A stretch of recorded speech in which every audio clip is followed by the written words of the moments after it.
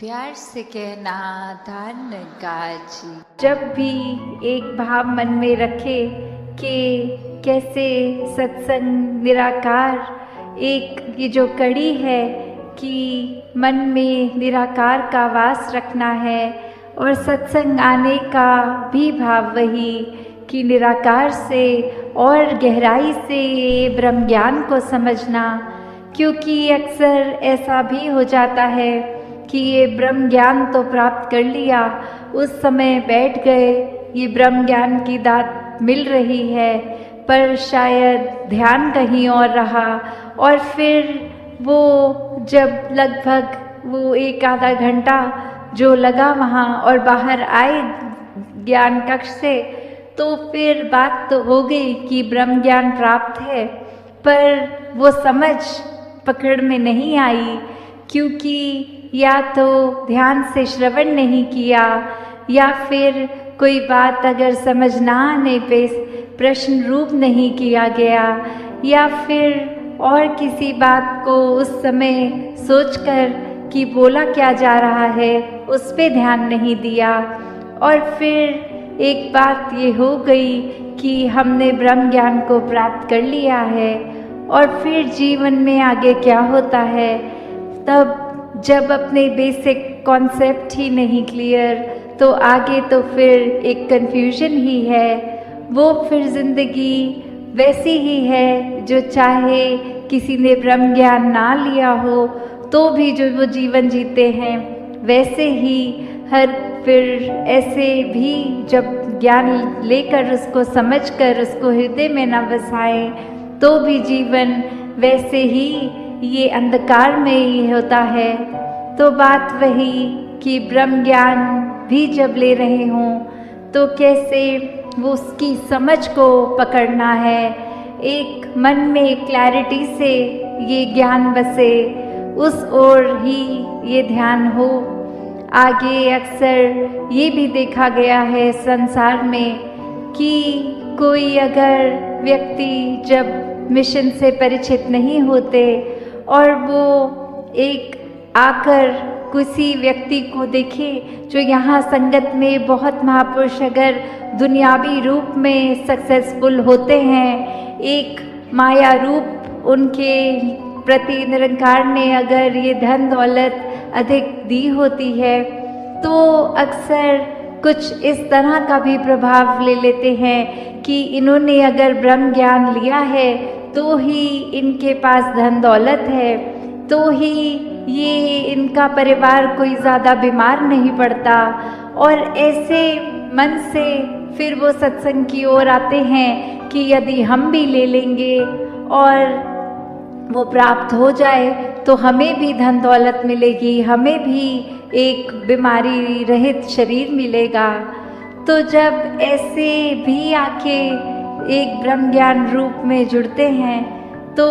ये सवाल उस समय उनका भी कि आप अगर ब्रह्म ज्ञान लेना चाहते हो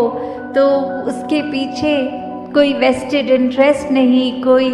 एक भाव मन में इच्छा का अपनी नहीं।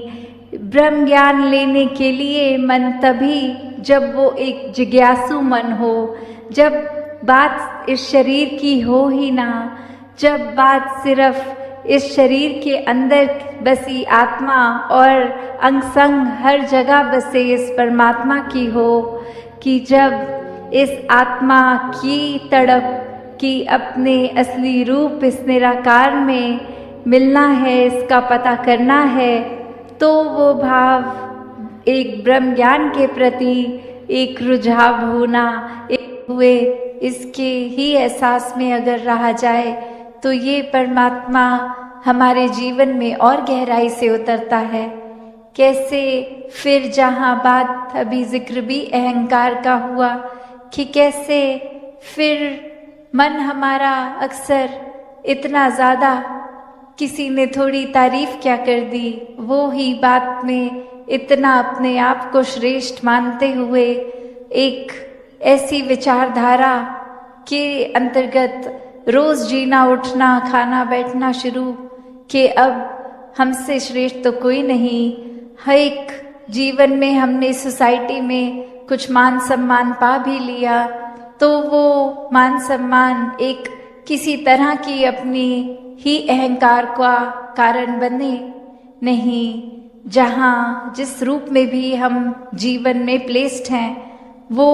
हमारे लिए अहंकार का कारण नहीं, विनम्रता का कारण होना चाहिए कि अगर कोई जिम्मेवारी किसी रूप में है, चाहे वो घर के ही छोटे यूनिट में जिस तरह का भी या समाज में या कोई भी, तो वो एक हमें अपॉर्चुनिटी मिल रही है, मौका मिल रहा है और सेवा करने का, अंदर से अपने पात्र को और खाली करने का। क्योंकि फिर वही बात जहाँ एक फाइन लाइन होती है, एक बहुत ही संकीर्ण सी एक रेखा जो एक हमारे मनोबल की बात और एक अहंकार की बात, कि कैसे एक हम अपनी सेल्फ रिस्पेक्ट और ईगो के बीच में जो एक लाइन है कि अक्सर हम ये बात तो हर किसी को सिखाया जाता है कि एक दूसरे का मनोबल बढ़ाओ, वो मोटिवेशन बढ़ाओ, पर कहाँ वो मोटिवेशन को अब हमारे ही मन में हमने उस तरह लेना है कि वो एक जिस काम के लिए है वो अपना काम उस तरह करे, वो अहंकार की तरफ ना जाए। अक्सर सूक्ष्म अहंकार की भी बात होती है कि हमें पता तक नहीं चलता कि कब एक छोटी सी जगह से ही हमारे अंदर अहंकार धीरे धीरे घुस रहा है, चाहे वो कोई बड़ा एपिसोड, कोई बड़ी घटना ना हो, एक छोटी सी ही चीज़ कि किसी का कुछ अपने आप से तुलना करके हमने देखा कि उससे ज़्यादा अच्छे हो गए हम किसी बात में, और वहीं किसी के ना जताने पर भी खुद ही इस बात को मन में अहंकार के रूप में लेते जाते हैं, तो फिर ये अहंकार तो अपना घर बनाएगा ही मन में, और साथ ही ये परमात्मा उतना मन से जाएगा भी। तो हमें किसको टिकाना है, किसको नहीं, ये शरीर की भी जब बात हो रही है तो हाँ, ये आत्मा जो है वो ज़्यादा इस शरीर से महत्वपूर्ण उस रूप में तो है, पर ये परमात्मा ने शरीर भी इसलिए दिया है कि हम इसकी देखभाल करते करते सारे अपने रिस्पॉन्सिबिलिटीज़ भी निभाएं। जैसे एक मटका या कोई भी बर्तन ले लें, एक बाहर की सुंदरता से ज़्यादा वो मजबूती